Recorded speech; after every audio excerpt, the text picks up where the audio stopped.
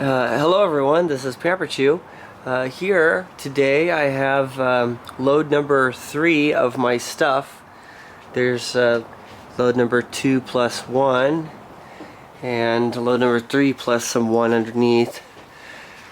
And this time it was mostly stuff from high school to college, things that were in my bedroom closets.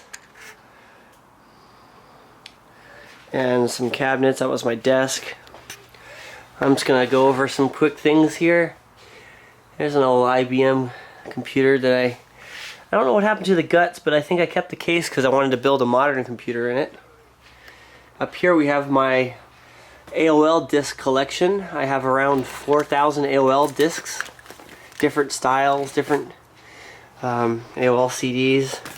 That goes down layer after layer. I think that's also a box of AOL CDs.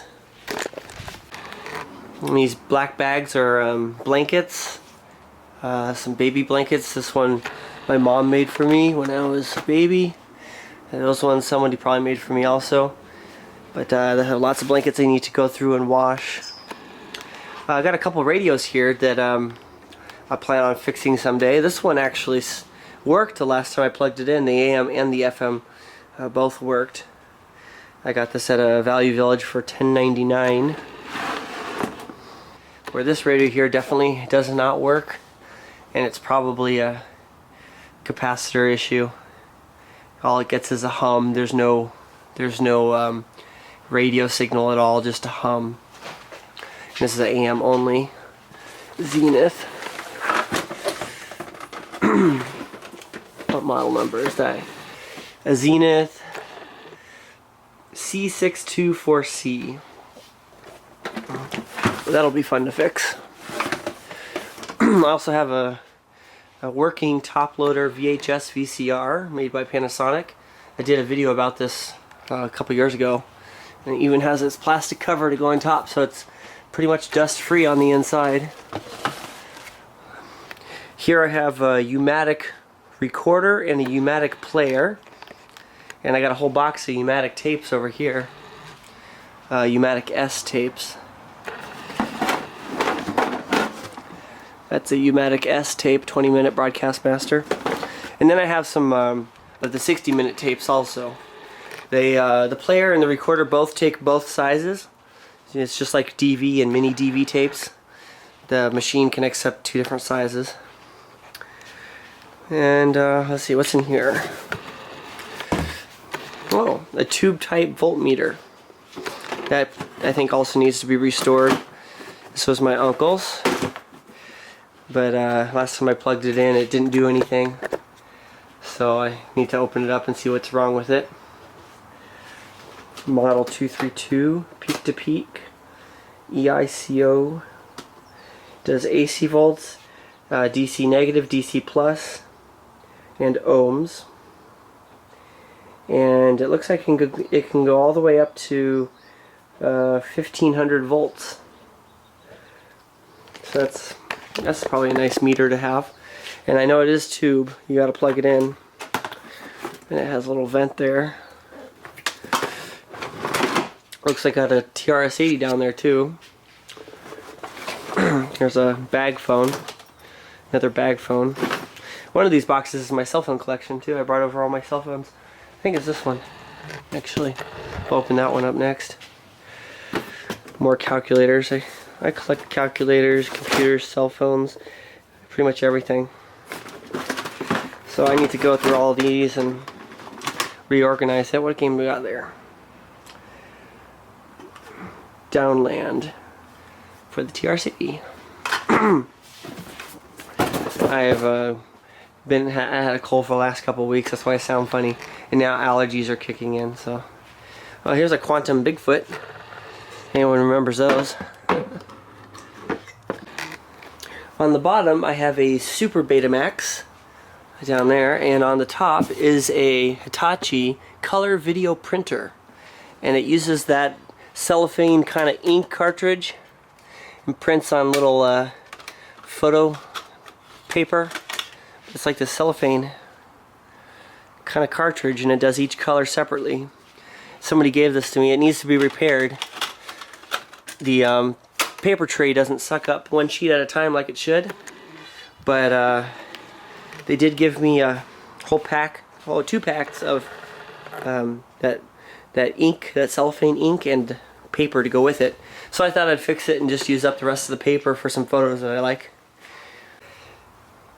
Well, there's the main part of my cell phone collection, mostly brick phones and handheld phones. All the bag phones and car phones I have thrown around different boxes, but this one is mostly all the brick phones, and everything is disassembled right now. All the batteries removed, all the antennas removed, and the batteries stored separately so that if they do start leaking, they don't damage the electronics. I've been collecting these since I was like 9 or 10 years old. Back then I could get one of these for around $1 at a yard sale, and people would laugh at me for buying them. Now they're worth quite a bit more. So I'm glad I saved them. I really liked them. Here's another toy from when I was a kid. Yeah, you just spin it and then you can hold the little thing. It does different sounds. What else we got? Those are all AOL CDs. That's all AOL CDs. That's all AOL CDs. I used to collect these things, and I'm just gonna save them for 20 or 30 years until they're worth something. People are gonna go, hey, yeah, I remember those. Yeah, I'll give you $1 a piece. We'll see what happens, but I got a whole bunch of variety. I also have some really old floppy disk ones where it's like 10 hours free. That's a $25 value. But I'll be doing more videos of this stuff over the next few months probably. Here's some really cool circuit boards.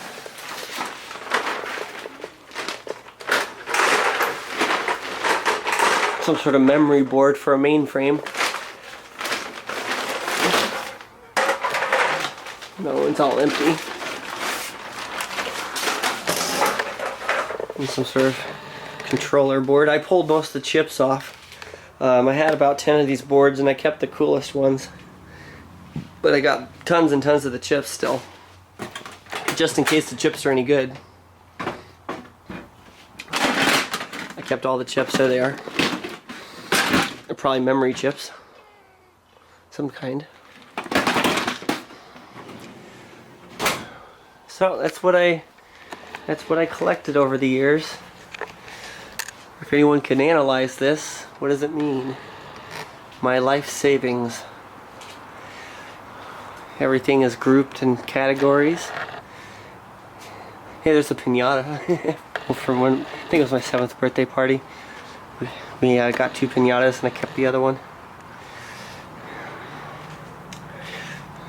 Pepsi. Under here we have, let's see.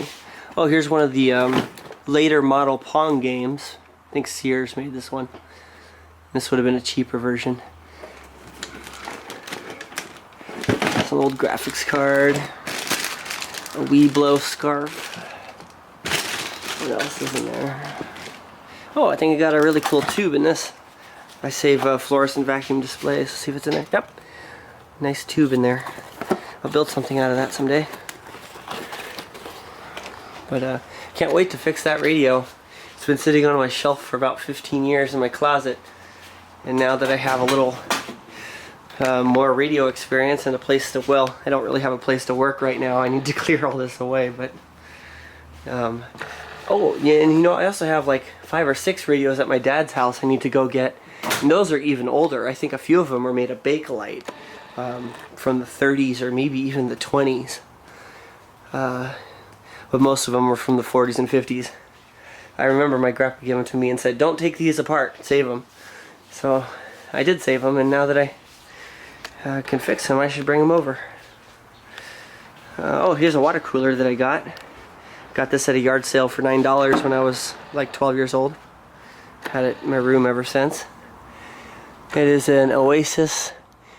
I don't see a model number, but it has a working compressor in it. It gets really cold. I need to adjust it not to be so cold. Oh, there's the model number. Model number EBA 10003F. 1.2 amps. I also have a bag of Pikachu slippers, just in case my current pair wears out. The reason why I have so many is I kept buying them on eBay as extra large and large, and they kept not fitting, and I couldn't figure out why large and extra large wouldn't fit, and I was really disappointed. Then by accident I ordered something else and I got a pair of mediums with it. Well, I didn't expect the mediums to fit, but I, take the free extra item, and the mediums are bigger than the large, and the large is bigger than the extra large. I just couldn't believe that. Some sort of backwards sizing chart. But I have 2 pairs of mediums, 2 pairs of larges, and I think 1 pair of extra large. And I actually tortured my feet for a year trying to fit into these. Which one was it? You can see where my toe poked out.